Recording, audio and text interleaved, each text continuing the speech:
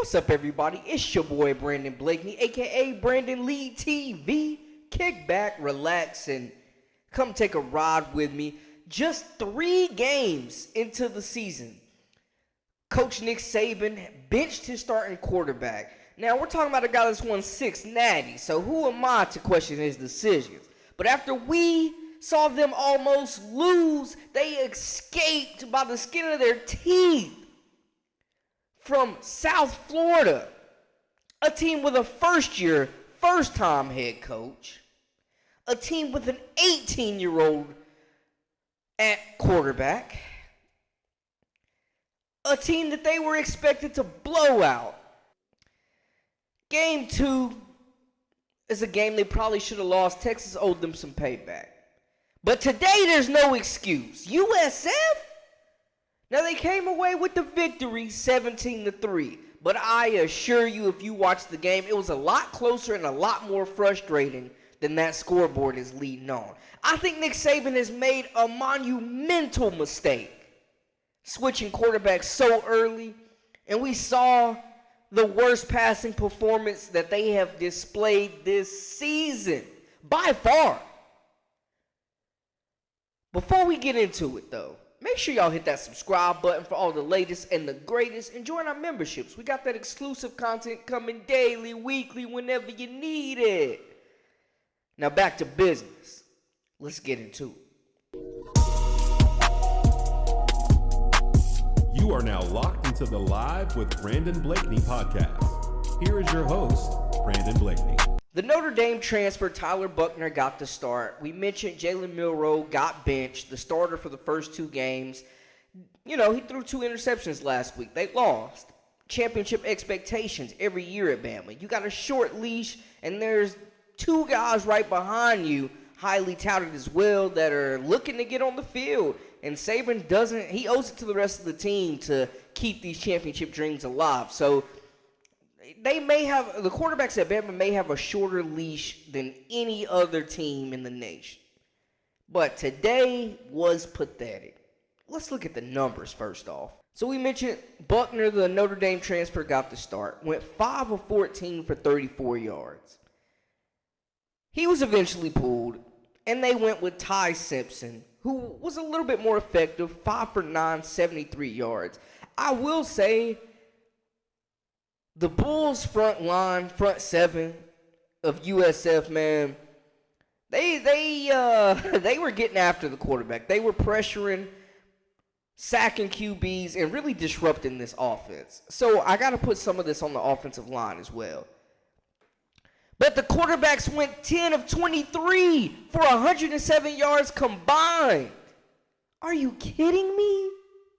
Simpson's best 2 plays were when he had a hard count late in the game and made the defense jump off sides to extend the drive. And then he had a QB sneak and punched a touchdown in to seal the deal with the statement win. After a slow start, they finished strong, I will say that, but that's due to the running backs. Roydell Williams and Jace McClain really saved Alabama, man. The passing game was atrocious. Williams had 16 carries for $128. This game was tied at 3 until the third quarter. Then he busted it open and gave them the lead with a crucial touchdown. McClellan had 13 carries, 74 yards, and also was a nice change of pace and was able to spell Williams, man. He was the second most important player on this offense. Something I don't like, they went 5 of 15 on third down. But the run game, 202 yards on the ground, absolutely saved this group. The offensive line played a lot better in the third and fourth quarter than they did previously in the first half. So they go back to their bread and butter, the run game. My issue, though, is I think they made a huge mistake. Coach Saban made a huge mistake benching Milroe. He is absolutely, hands down, by far, not even close, the best quarterback on this roster. He's the man. If they have a chance to go to the SEC championship and beyond, he needs to get back into the starting spot. Because the 2 others it was atrocious, man. Yes, they haven't played a lot of minutes. They haven't had a lot of reps. I get it. They're new to the offense. USF was putting pressure on them, didn't allow any quarterback, either one, to get comfortable in the pocket. But seriously, the throws were terrible. I mean, these guys were blatantly missing open targets at times. Like, it was awful. Neither one of these guys need to see the field again this season. Are you kidding me? You on the ropes at USF? USF. No disrespect to the Bulls, but by Bama standard, this is embarrassing. I think if you're not going to go with Milroe, clear out the whole quarterback room and start over. Because it's not looking good right now. It is not looking good at all. Neither quarterback that played today was effective. It looked bad. Passes were off. There's no chemistry between the receivers. I mean, the decision-making was bad. The best thing I saw was the QB sneak, as well as those guys handing the ball off to those backs getting it done. USF, I mean, this is tragic. And it's like, at this point, you're heading into SEC play now. And they're even worse off than they started with the quarterback dilemma. Now it's all up in the air. It's all up in limbo. It's like, who the hell is the guy at this point? I mean, we know how they're going to have to win. They're going to have to pound that rock behind that big offensive line and these running backs. And they're going to have to get back to old school Bama football. There's no Bryce Young. There's no Tua. There's no Mac Jones. There's no Jalen Hurts on this roster. And it tripped me out because before the game, they were speaking about how Coach Saban said that this team reminded him of the 2018 team that lost the game, made the switch to quarterback, and then went on to win the Natty. When I heard that, I thought to myself, man, Saban is smoking some of the finest Sheba on the planet. Because what in the hell is he talking about? There's no 2 first-round future picks at the quarterback position. There's no Jalen Hurts to bench on this roster. None of these quarterbacks are anywhere near as good as Hurts was. There's no Tua in relief to save the day. Because neither one of these guys coming off the bench or that were, starting today, none of them are playing relief like Tua did. None of them have the talent, the upside. Like, this is bad. Where the hell did they get these guys, man? I mean, I know literally where they got them. But, bro, this is embarrassing. I think Saban made a huge mistake. He benched his starting quarterback too early. Now you're messing up his confidence.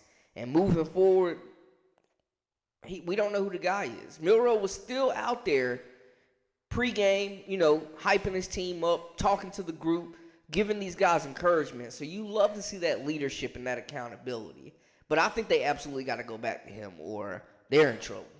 They are in trouble as SEC play is going to start kicking in. Like, they got to figure this out ASAP or they're going to be running the ball 40 times a game.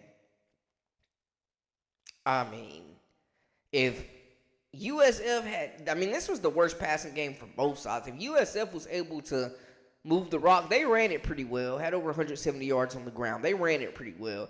They just weren't able to score a touchdown. So shout out to this Bama's D. Came up with a big turnover late in the game, interception. And then, they basically played shutout football, holding this team of USF to just 3 points when they could have given up more. They were on the field quite a few times. And they held it down, running the ball and defense. Bama's got to get back to that old school football, how they were playing before they started getting all these star quarterbacks. Because they don't have a star quarterback right now. Milroe is the closest thing to it. Seriously. I mean, Saban, big mistake. There's no way you bench a guy that early. I get it. I get why. And maybe he thought he had some better options in the reserve, but that's obviously not the case. So they need to go back because the grass is not greener on the other side right now at all. I mean, sheesh. All these quarterbacks in the transfer, Bama couldn't go grab one?